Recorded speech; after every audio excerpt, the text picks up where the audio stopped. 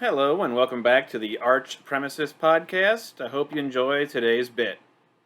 What about the piper?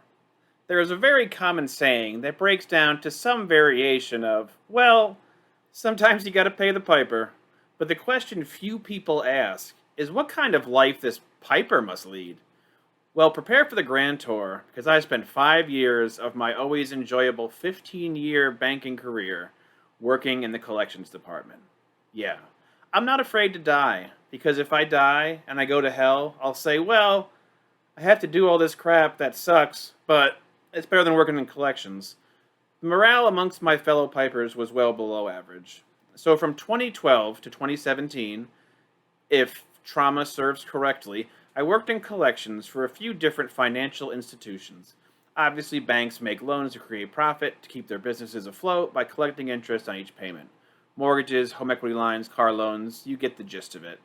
But what happens when the client decides not to pay, or just can't pay? Who can remedy this adverse situation? Why, me and my merry group of workers jump into action. I wish it was remotely as exciting as I'm making it sound. Here is your day as a collector. Well, here's a very simple example.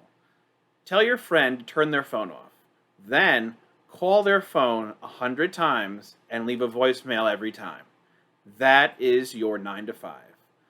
Calling phone number after phone number after phone number and leaving the same voicemail. Sometimes over 100 voicemails in a day. Hello, this is Mike calling from the bank you owe money to. Please give us a call back at your earliest convenience. My number is... It's a phrase I'll never actually know how many times I said, but it has to be astronomical.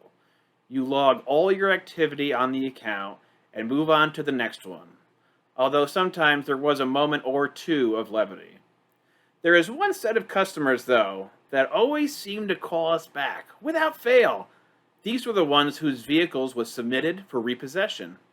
They always seem to call us back. I don't know what it was. Now, with a repossession, we're calling every number you give us 2 times a week. So if it's March 1st and your January payment is still due, someone's going to make a house call. If endless phone calls and letters don't get your attention, oh boy, this really will.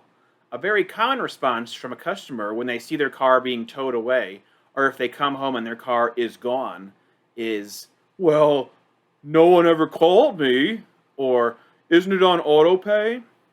Let's examine the reply that no one called them. This always made me laugh, since all I did, from 8 to 5, Monday through Friday, 40 days, 40 hours a week, was call people. It would be equivalent to saying, you know, that James Brown is okay, but he just doesn't sing from the heart. We would then list off the phone number, the days, the times of each call to which the customer would state, I never received those phone calls or voicemails that you definitely made. It wouldn't happen very often, but it was a lone bright spot in an unusually terrible and monotonous grind. Now, I hope you never had the misfortune of being called for a delinquent loan, and I'm sure it's a horrible reminder, but think of how rejected we feel. When every call just goes to voicemail, you're just ghosting us, and we didn't do anything. We all have to pay the piper, but at least tell them to have a nice day once you do it.